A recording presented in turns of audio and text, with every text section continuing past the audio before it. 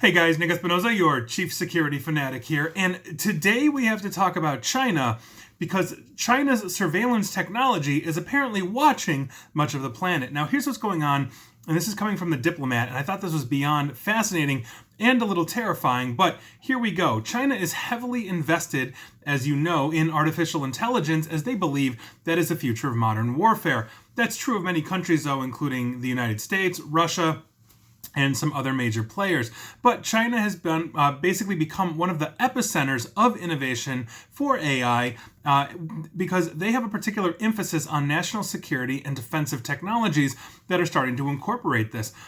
Now, their focus is on exporting its essentially homegrown technologies like facial recognition, autonomous vehicles, and weaponry, and pretty much integrating it into foreign security apparatuses of other countries.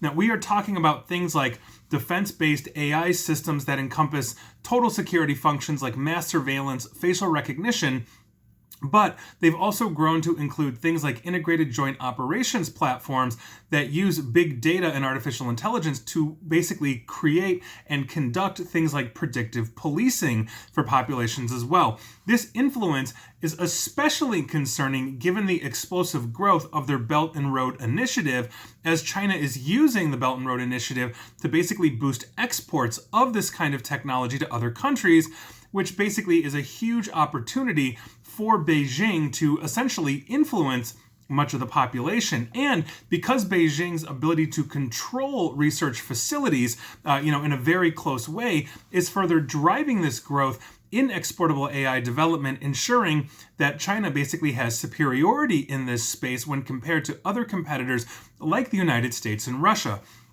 Now, these AI systems have been trialed by China internally, essentially to great effectiveness. So one of the big examples of this is the crackdown on the Uyghurs, as well as various cities that have piloted these social credit and public trust systems, meaning they are monitoring everything you do on the internet, what you say, and if you are bad-mouthing the Chinese government, for example, you lower your social credit score, which basically may restrict your ability to travel or gain access to public transportation, get loans, and other things. So that is obviously a huge, huge problem.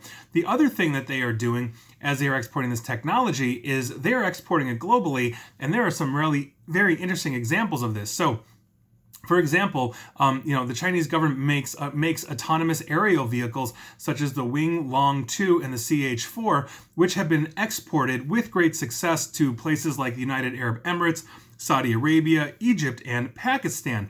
Now, companies with global emphasis in China like Huawei, Hikvision, and ZTE are working directly in conjunction with other state-owned enterprises in order to develop more advanced AI interfaces with the reach of over 230 cities, worldwide as of late 2019. They are integrating across the globe. So, for example, in Zimbabwe in mid-2018, they basically announced that they were going to buy Hikvision facial recognition technology for border security purposes. In the Philippines, for example, the Department of Interior and Local Government launched a surveillance system that they are calling Safe Philippines, and this is in the Metro Manila area in November of 2019. In conjunction, obviously with Chinese companies. Now, the Safe Philippines project is going to be basically 12,000 surveillance cameras using AI and facial recognition basically to achieve this.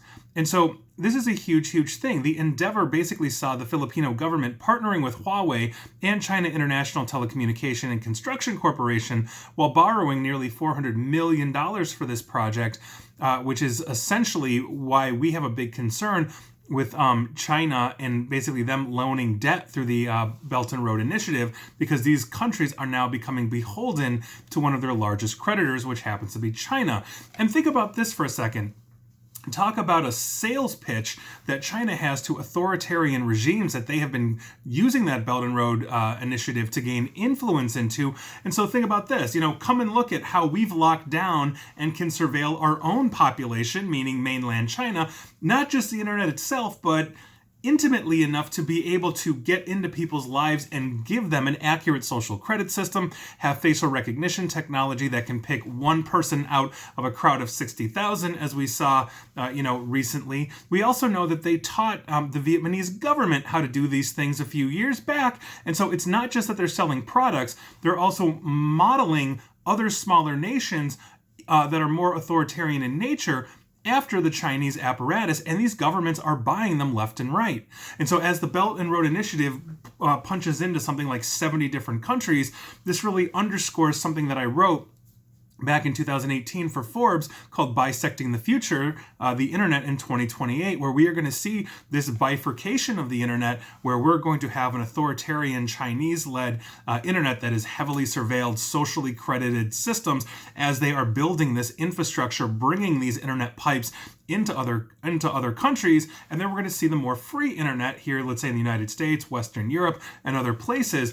And that is something that we have to really take into concern here. The Chinese are moving very rapidly with things like this, but they are also, let's say, developing technology without really a care for privacy or individual freedoms, which has been par for the course here. I don't think that's anything new, but the speed with which they are doing this and the infrastructure that they are now literally spanning the globe with by virtue of having deep, intimate ties to other nations is something that I think is rather unprecedented, in the world, as, let's say, many of the large superpowers, the United States, for example, has had a very long history of being involved in other countries. I'm not saying that we're innocent of a lot of different things here, in this kind of way, but the new rising player here that is not necessarily pushing out any kind of liberal democracy in any way, shape, or form happens to be China at the moment, and they are doing it very effectively, and they are backing it with homegrown technology that is competing on the global market to the Americans, to the Europeans, to everybody else. And so this is something to be concerned about. Not that they're necessarily competing. I think competition is good for everybody, but what they are doing is essentially creating or giving the ability for authoritarian regimes, rather, to create a massive surveillance state modeled after the largest surveillance state, in the world. And while the U.S. has a lot of issues with surveillance and all of that, the one benefit that we have here in America is the ability to redress grievances with our government, even if we're not getting that far sometimes with it. That is something that Chinese citizens do not enjoy at any real level, from what I understand and from everything that we know. So with that, I'll leave it there, but I'd be curious to hear your thoughts with this. But if you are living in a country whose government is very much part of the Belt and Road Initiative, heads up, odds are if it's not happening now, it's going to happen to you in the future, where you are going to be surveilled and very heavily monitored online. And as you move across your city, your town, your village, or your country, as the surveillance states continue to spin up under Chinese direction. And I think that should be concerning for everyone. And please like, share, follow me here on Facebook and Twitter at NickAESP. And please feel free to subscribe to me at YouTube as well. And as always, stay safe and stay online. Thanks, everyone.